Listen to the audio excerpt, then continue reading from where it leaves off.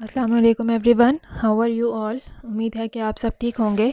I am here with another lecture number 63 for class 9th and we are on our unit number 4 जो कि है structure of molecules के बारे में, जिसमें हम लोगों ने इंटरमॉलिक्यूलर फोर्सेस के बारे में बात करना स्टार्ट की है। और उसमें हम लोगों ने उसकी फ़र्स्ट टाइप यानी कि डाइपोल डाइपोल इंटरेक्शन की बात की थी कि जब मॉलिक्यूल्स के अंदर एक मॉलिक्यूल ऐसे एटम से बना हो जिनके बीच में इलेक्ट्रोनेगेटिविटी डिफरेंस ज़्यादा है, प्रोमिनेंट है, तो उनके इलेक्ट्रोनेगेटिविटी डिफरेंस की वजह से उनके ऊपर चार्जेस डिस्ट्रीब्यूशन कुछ हद तक हो जाती है और इसकी वजह से वो मॉलिक्यूल में डाईपोल्स यानी कि 2 पोल्स डेवलप हो जाते हैं और उन पोल्स के अंदर जो चार्ज डिस्ट्रीब्यूशन हो चुकी है उसकी वजह से उनके अंदर अट्रैक्शन क्रिएट हो जाती हैं, फोर्सेस ऑफ अट्रैक्शन क्रिएट हो जाती हैं। आज जो हम लोग बात कर रहे हैं that is the second type, another type of intermolecular forces, और ये है हाइड्रोजन बॉन्डिंग। तो जैसा कि इसके नेम से आपको अंदाज़ा हो जाएगा कि हाइड्रोजन बॉन्डिंग की जब हम बात करते हैं तो इसमें हाइड्रोजन जो है वो मेनली इन्वॉल्व होती है। और hydrogen it is a partial positive charge, इसके ऊपर पॉजिटिव चार्ज आता है ना कि नेगेटिव चार्ज आएगा। तो ये पॉजिटिव चार्ज यानी कि इसके ऊपर इलेक्ट्रॉन डिस्ट्रीब्यूशन कुछ इस तरह से होगी इन मॉलिक्यूल्स के अंदर कि हाइड्रोजन के ऊपर पॉजिटिव चार्ज आएगा।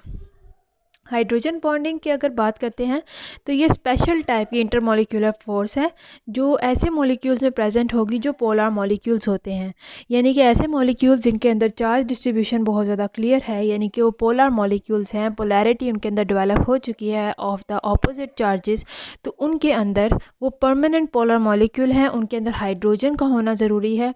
उन मॉलिक्यूल्स के अंदर ये हाइड्रोजन बॉन्डिंग की फोर्स जो है वो डेवलप होगी। और ये आपने माइंड में रखना है कि hydrogen bonding is a type of intermolecular force. Intermolecular force के किस्म है, एक उसकी टाइप है। अगर हम लोग इसको देखें तो ये कह सकते हैं कि ये डाइपोल डाइपोल इंटरेक्शन की जैसी ही है, जैसे कि डाइपोल डाइपोल इंटरेक्शन में आप लोगों ने देखा था हाइड्रोजन और क्लोरीन के बारे में कि हाइड्रोजन और क्लोरीन के बीच में ये तो केमिकल बॉन्ड है और हाइड्रोजन पार्शियली पॉजिटिव है, क्लोरीन पार्शियली नेगेटिव है। तो ये डाइपोल डाइपोल इंटरेक्शन थी कि जब एक मॉलिक्यूल किसी दूसरे मॉलिक्यूल के साथ इंटरेक्ट कर रहा था तो उनके आपस में जो अपोजिट चार्जेस थे वो एक दूसरे को अट्रैक्ट कर रहे थे। That was a dipole dipole interaction.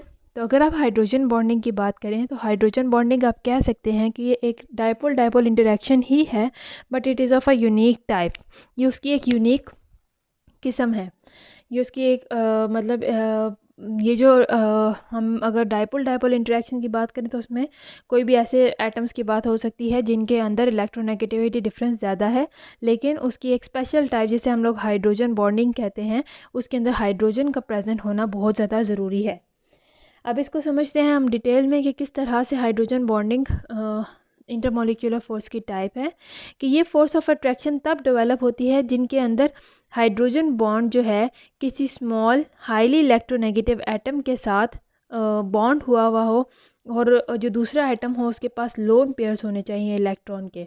कौन कौन से ऐसे एटम हैं, जैसे कि अगर आप कह सकते हैं जिनके पास लोन पेयर्स मौजूद हों, नाइट्रोजन, फ्लोरीन और ऑक्सीजन। ये 3 एटम्स ऐसे हैं कि इनके पास फर्स्ट चीज़ है कि दे आर हाईली इलेक्ट्रोनेगेटिव।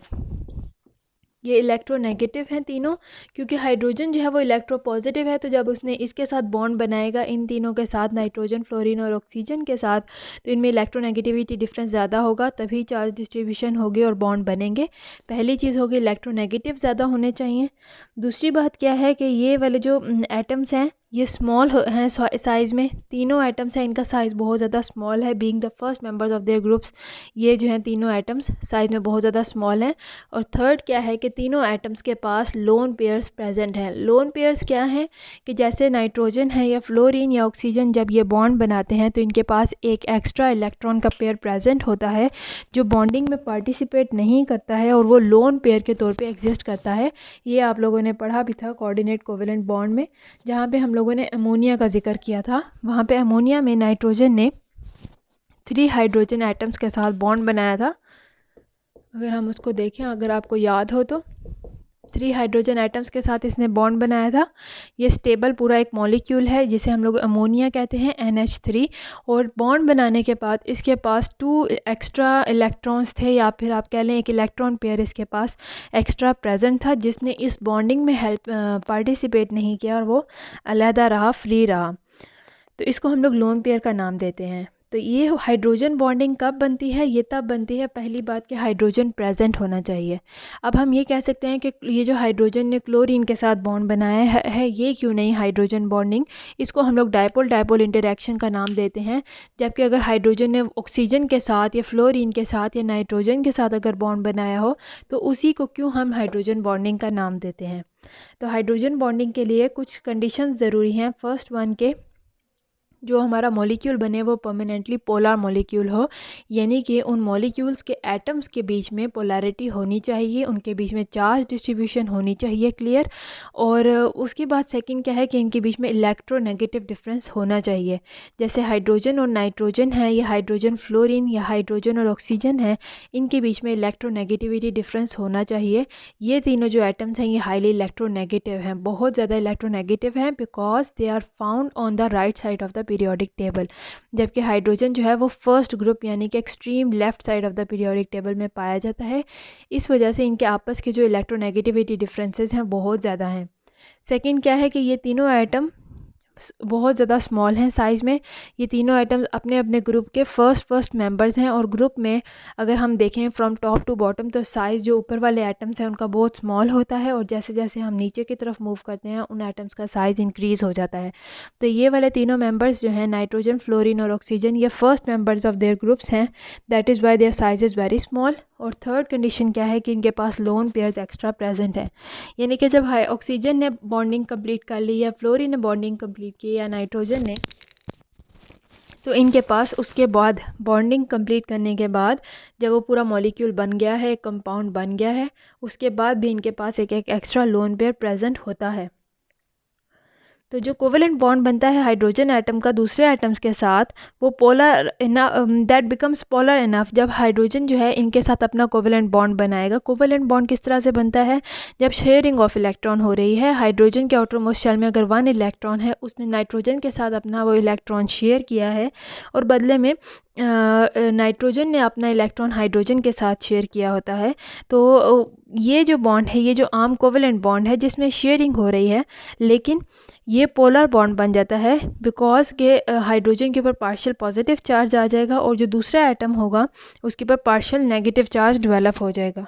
अब हम एग्जांपल्स में अगर इसको देखते हैं तो अगर हम वाटर की एग्जांपल लेते हैं, वाटर में 2 हाइड्रोजन एटम्स जो हैं वो बॉन्ड हुए हुए हैं एक ऑक्सीजन के एटम के साथ।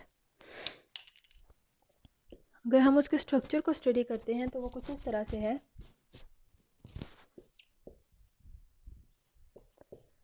यहाँ पे हाइड्रोजन एटम और ऑक्सीजन एटम, अगर हम सिर्फ इन दोनों के बीच की बात करें तो हाइड्रोजन ने अपना एक इलेक्ट्रॉन दिया था शेयरिंग के लिए और ऑक्सीजन ने अपना एक इलेक्ट्रॉन दिया था शेयरिंग के लिए।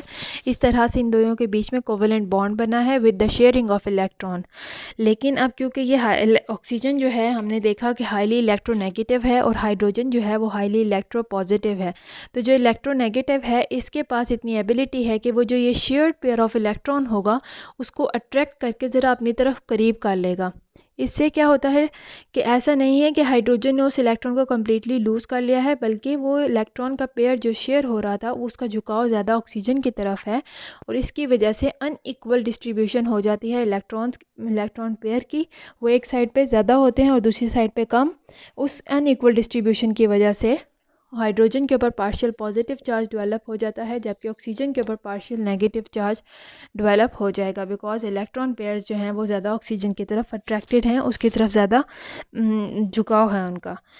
तो ये जो मॉलिक्यूल है, जैसे हम लोग अगर इसमें ऑक्सीजन की बात करते हैं तो ऑक्सीजन का एटम जो है वो बहुत ज़्यादा स्मॉल है साइज़ में, और बिकॉज उसका हाइड्रोजन के साथ बहुत ज़्यादा डिफरेंस है इलेक्ट्रोनेगेटिविटी का, इसीलिए it is able to attract highly electronegative atom of the other molecule. क्योंकि अगर हम लोग देखते हैं एक और मॉलिक्यूल इसका प्रेजेंट है वाटर का, क्योंकि ये मॉलिक्यूल्स की सूरत में एग्जिस्ट करते हैं और मॉलिक्यूल्स बहुत ज़्यादा प्रेजेंट हैं। तो हाइड्रोजन के ऊपर एक पार्शियल पॉजिटिव और ऑक्सीजन के ऊपर पार्शियल नेगेटिव, तो ये पार्शियल नेगेटिव और ये पार्शियल पॉजिटिव, क्योंकि इनके ऊपर चार्जेस डिस्ट्रीब्यूशन क्लियर है, इसीलिए इनके दरमियान में being the opposite charges forces of attraction develop हो जाती हैं between the partial positive hydrogen and the partial negative oxygen, और ये दो मॉलिक्यूल्स के बीच में या दो से ज़्यादा मॉलिक्यूल्स के बीच में इजीली डेवलप हो जाती हैं। सो ये जो पार्शियली पॉजिटिव चार्ज हाइड्रोजन होता है एक मॉलिक्यूल का, वो अट्रैक्ट करता है और बॉन्ड बनाता है with the partial negatively charged atom of the other molecule, और इस बॉन्डिंग को जो हाइड्रोजन ने दूसरे एटम के साथ बनाई है इसको हम लोग हाइड्रोजन बॉन्डिंग का नाम देते हैं। हाइड्रोजन बॉन्डिंग के लिए फिर से क्लियर कर देती हूँ, जैसे कि अगर हम लोग हाइड्रोजन और क्लोरीन के बॉन्ड की बात करते हैं तो हम उसको क्यों नहीं उसको डाइपोल डाइपोल इंटरेक्शन का नाम देते हैं, जबकि उसमें भी इंटरेक्शन सेम ही है। और हम लोग वाटर में जब ये डाइपोल डाइपोल इंटरेक्शन हो रही है तो हम उसको क्यों हाइड्रोजन बॉन्डिंग का नाम देते हैं, because of this three conditions. पहली चीज़ क्या है कि ऑक्सीजन जो है वो हाईली इलेक्ट्रोनेगेटिव है, स्मॉल इन साइज़ है, और उसके अलावा क्या है कि इट हैज़ इसका इलेक्ट्रोनेगेटिविटी डिफरेंस बहुत ज़्यादा है और it is very small in size, और जिसकी वजह से हाइड्रोजन जो है वो इसको अट्रैक्ट कर लेगी अपनी तरफ। इसको हम लोग कहते हैं कि हाइड्रोजन बॉन्ड है जब हाइड्रोजन एक मॉलिक्यूल है उसका हाइड्रोजन दूसरे मॉलिक्यूल के ऑक्सीजन या दूसरा जो भी एटम है जो इलेक्ट्रोनेगेटिव है उसको अपनी तरफ अट्रैक्ट करेगा, तो इस तरह से उनके बीच में फोर्सेस ऑफ अट्रैक्शन बन जाती हैं और इसको हम लोग इंटरमॉलिक्यूलर फोर्सेस का नाम देते हैं। तो ये हो जाती है hydrogen bonding and it is very different from the dipole dipole interaction. हम लोग कह सकते हैं कि hydrogen bonding is a unique type of dipole dipole interaction, उसके जैसी ही है, लेकिन उनमें डिफरेंस क्या है कि वो जो डाइपोल डाइपोल इंटरेक्शन थी उसमें हाइड्रोजन का प्रेजेंट होना बहुत ज़्यादा ज़रूरी नहीं है, वहाँ पे बाकी मॉलिक्यूल्स भी बाकी एटम्स भी पार्टिसिपेट कर सकते हैं कि जिनके आपस में इलेक्ट्रोनेगेटिविटी डिफरेंस मौजूद हो। दूसरी बात यह है कि ये जो हाइड्रोजन बॉन्डिंग है ये उन्हीं मॉलिक्यूल्स के साथ होती है, उन्हीं मॉलिक्यूल्स के अंदर होती है जिनके अंदर जो एटम्स हैं वो उनके पास लोन पेयर प्रेजेंट होना ज़रूरी है, उनके पास वो हाईली इलेक्ट्रोनेगेटिव एटम्स होते हैं और उसके अलावा उनका स्मॉल साइज़ होता है। तो ऐसे एटम जिसमें नाइट्रोजन, ऑक्सीजन और फ्लोरीन की क्लियर एग्जांपल्स हमें मिलती हैं, तो वो मॉलिक्यूल्स या वो कंपाउंड जिसमें हाइड्रोजन ने नाइट्रोजन या ऑक्सीजन या फ्लोरीन इन तीनों में से किसी के साथ बॉन्ड बनाया है और उनके मॉलिक्यूल्स के बीच में फोर्सेस ऑफ अट्रैक्शन डेवलप हो जाएं, तो हम लोग ये कहेंगे कि वो जो फोर्सेस ऑफ अट्रैक्शन है वो हाइड्रोजन बॉन्डिंग कहलाएंगी, ना कि हम उनको डाइपोल डाइपोल इंटरेक्शन का नाम देंगे। सिमिलरली अगर हाइड्रोजन ने क्लोरीन के साथ बॉन्ड बनाया है या इसी तरह हाइड्रोजन ने बाकी के एटम्स के साथ बॉन्ड बनाया है, बाकी एलिमेंट्स के साथ बॉन्ड बनाया है, तो हम उनको डाइपोल डाइपोल इंटरेक्शन का नाम देंगे।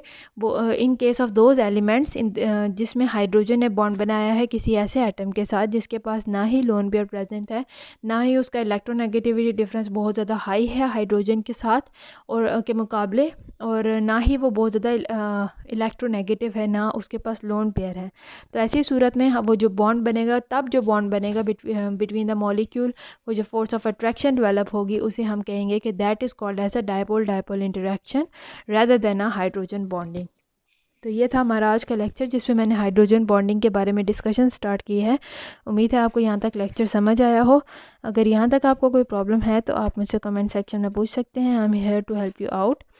और अल्लाह हाफिज़ टिल द नेक्स्ट लेक्चर।